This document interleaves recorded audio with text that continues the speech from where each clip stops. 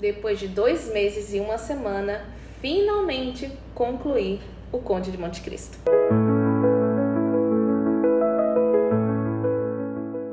Prazer, eu sou a Carol do Café com Clássicos. Antes de continuar, peço que você se inscreva no canal, deixe seu like e ative as notificações para receber as notificações do YouTube sempre que tiver vídeo aqui no canal. Este é um vídeo sem spoiler, então se você ainda não leu este livro, sugiro que você fique à vontade. Eu fiz uma resenha de forma que você fique mais instigado a ler o livro, reforçando o que já está no título do vídeo. Partes 4 e 5. Então, se você ainda não viu os outros 2 vídeos, sugiro que você veja antes e depois você volta aqui para bater o ponto. Vamos recapitular então os acontecimentos de suma importância que aconteceram anteriormente para poder compreender o que se passou agora nas partes 4 e 5. O primeiro contato do Conde com seus conspiradores já foi realizado. Ele já estabeleceu as relações necessárias com eles, estabelecendo ali uma certa amizade justamente para conseguir, manter o contato, ficar ali por perto e exercendo uma influência muito grande sobre eles. Lembrando que na parte 3, ele entrou em contato primeiro, na parte 2 e 3.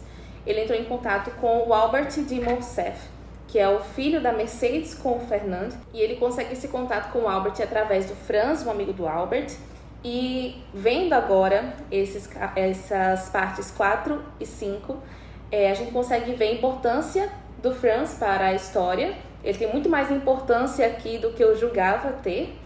Então, essa ponte que ele usou para ir ao Albert, e o Albert foi a ponte que ele usou para ir até Fernand e Mercedes, Mas sobretudo Fernand, que esse é um dos alvos do Conde. Danglars, quem redigiu a carta, tornou-se barão e banqueiro. Então, é óbvio que o meio que ele encontrou para poder se aproximar do Danglars e estabelecer ali uma certa amizade, um contato frequente, foi abrir um crédito milionário em seu banco. E Villefort, sendo ele procurador do rei e não tendo exatamente um contato pessoal, causou o que causou a Edmond Dantès sem qualquer vínculo pessoal. Ele precisou usar da sua inteligência e perspicácia para conseguir prever o imprevisível.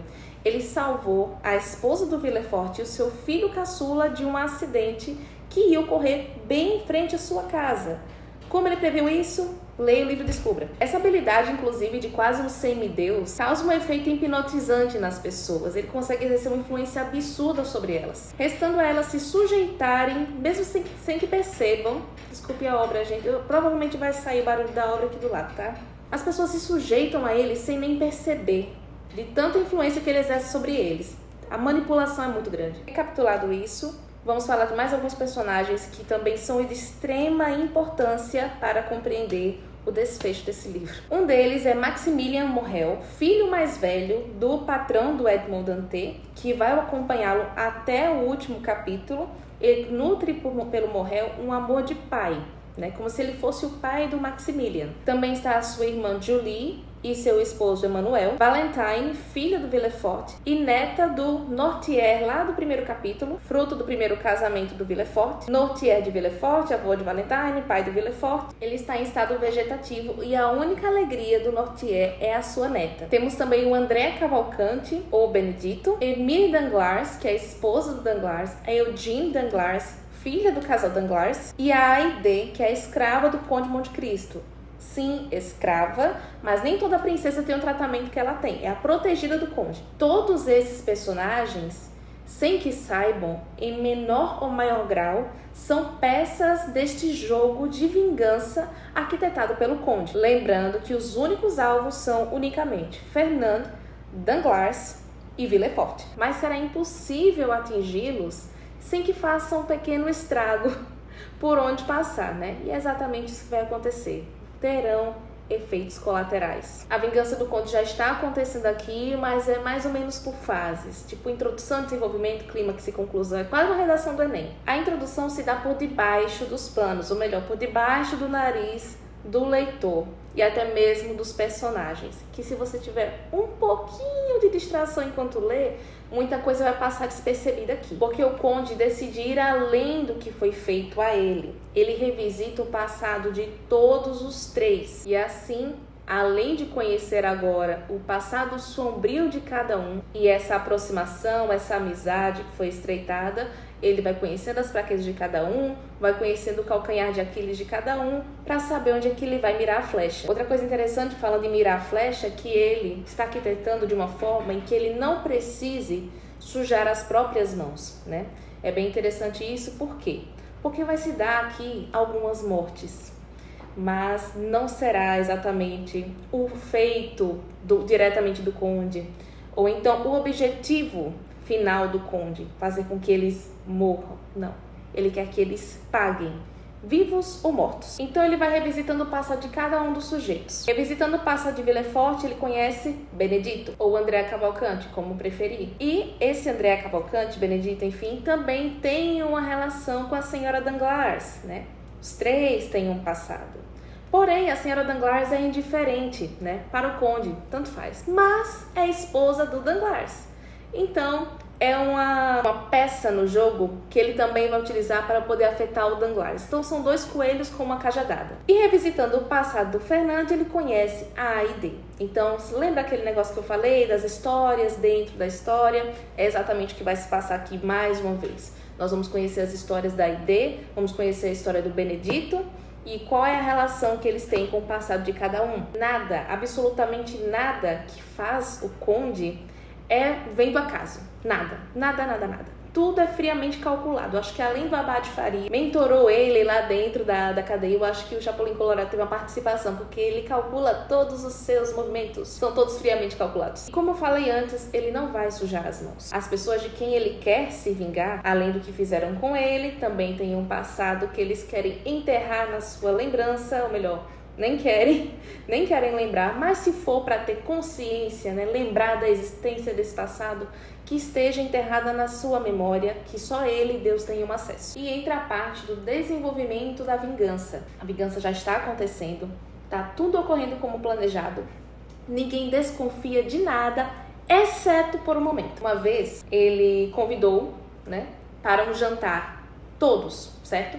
Principalmente os três, né, os três alvos, mas tinha que ter algumas pessoas ali participando daquele jantar, porque são também instrumentos de menor grau, né, porque ele não quer necessariamente atingir aquelas pessoas, estão sendo simplesmente usadas, tá, para o seu propósito.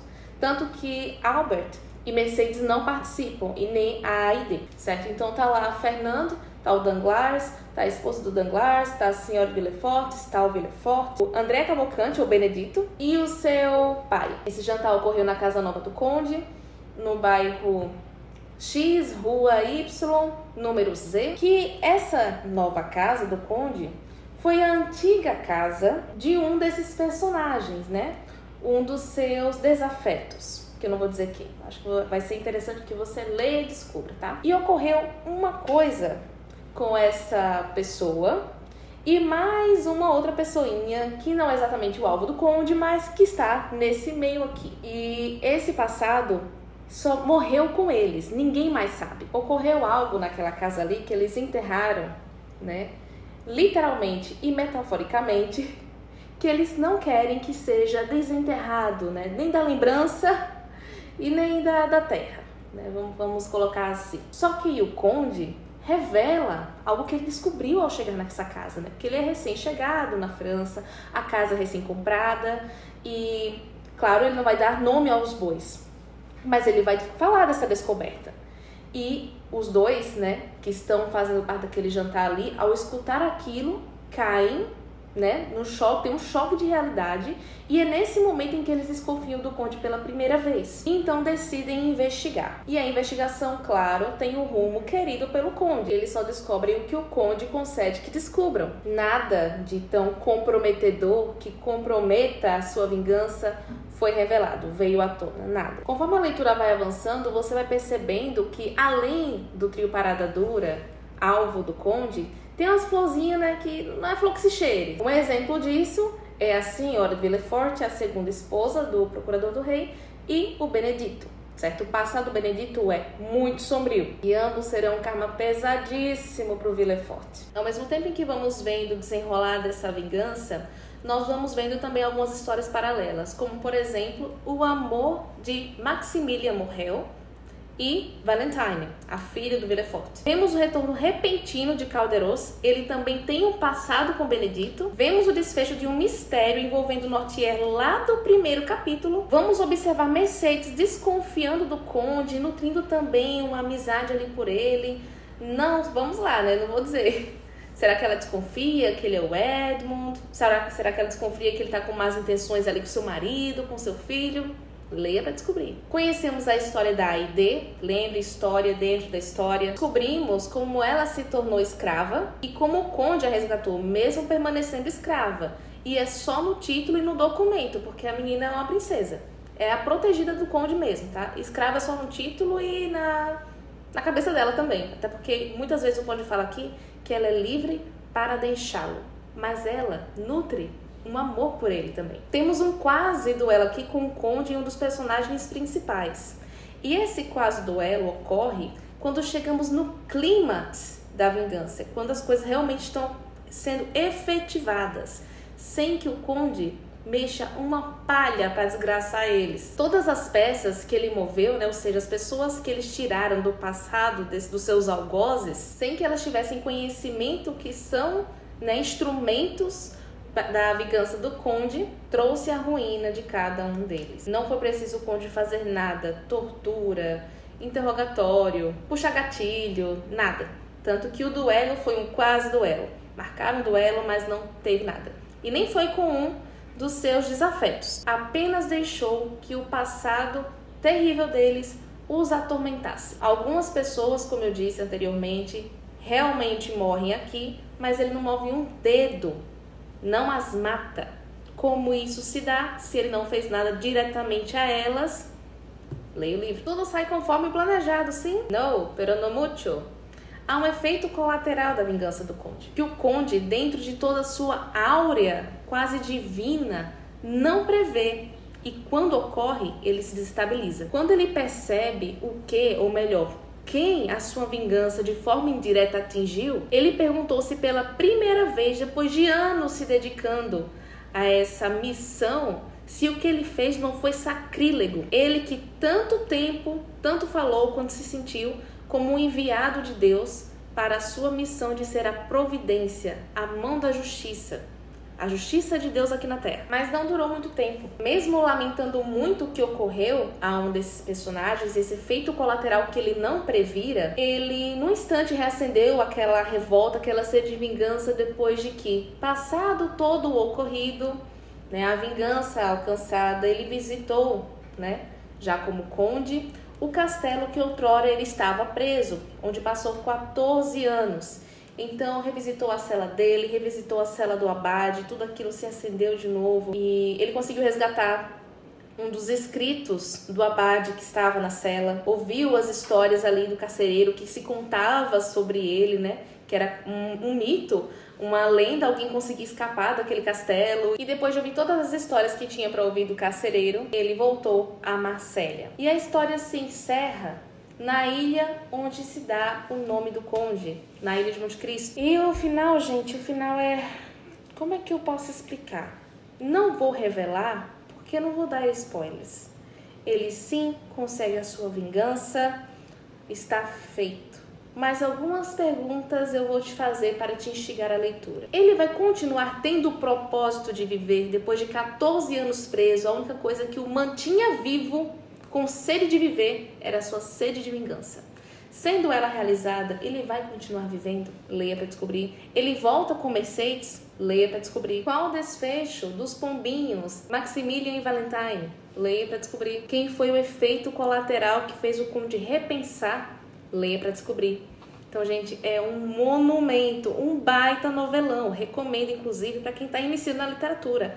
Escrita fácil, leitura fluida e muitos diálogos, algo que facilita bastante. E eu vou ficando por aqui, pessoal. Esse foi intitulado, até agora pelo menos, o meu livro preferido tirou o Poço de Quo Vadis, que foi para segundo lugar, veja bem. Vou deixar o link comissionado da Amazon aqui na descrição. Adquirindo quaisquer itens por esse link, você vai estar ajudando o canal e ainda soma um baita livro na sua biblioteca. Vou deixar também na descrição o meu cupom. Esse canal, tanto no YouTube quanto no meu Instagram, agora é parceiro da CEDET. Eu vou deixar também aqui o meu cupom de desconto. Se você aplicá-lo em qualquer site da CEDET, qualquer selo editorial, Edições Livres, Sétimo Selo principalmente, porque é o selo editorial que traz clássicos, você ganha 5% de desconto e ainda me incentiva a criar mais conteúdo literário. Até o próximo vídeo com mais café e mais clássicos.